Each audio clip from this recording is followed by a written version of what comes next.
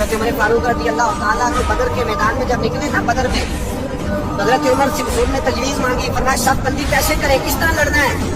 جناب عمر فاروق رضی اللہ تعالیٰ عنہ کہنے لگے حضور یہ جتنے آئے ہیں نا کافر لڑنا ہے، یہ کسی کا کچھ چچا لگتا ہے، کسی کا کوئی ماموں لگتا ہے، کسی کا بھائی ہے، کسی کا بیٹا ہے، تو محبوبہ صف بندی کی کیا ضرورت ہے؟ تو میرے رشتے دار ہیں، میرے حوالے کریں، میں گردنیں کاٹ کے آپ کو دیتا ہوں۔ جو ابو بکر کے رشتے دار ہے وہ ابو بکر کے حوالے کرے، وہ گردن کاٹ کے دے۔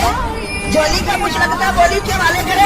ہم دنیا کو بتائیں گے کہ اشداء علی الکفار، حضرت عمر نے اپنے سگے ماموں کی گردن کاٹی بدر میں، سگے ماموں۔ حضرت ابو عبیدہ بن جراح نے میدان بدر کے اندر جب جنگ کا تبل بجا، حالات بگڑے، جناب ابو عبیدہ بن جراح کہتے ہیں تاریخ نے ایک عجیب موڑ پہ مجھے لا کے کھڑا کیا۔ آپ فرماتے ہیں میرے لیے اللہ نے جو آزمائش رکھی وہ سب سے بڑی رکھی۔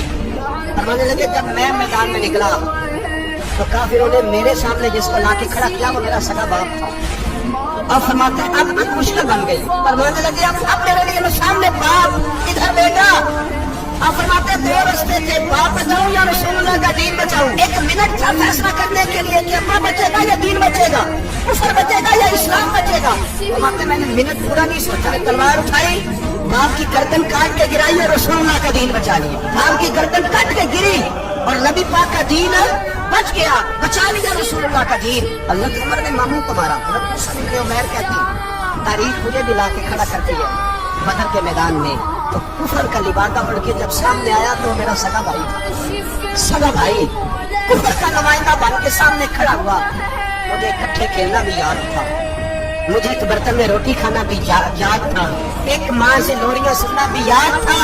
فرماتے ہیں یہ سارا کچھ یاد تھا، پر اسلام کے حق میں دیا ہوا خطبہ جو محمد عربی نے دیا تھا وہ بھی مجھے یاد تھا، مجھے رسول اللہ کی بتائی ہوئی باتیں بھی۔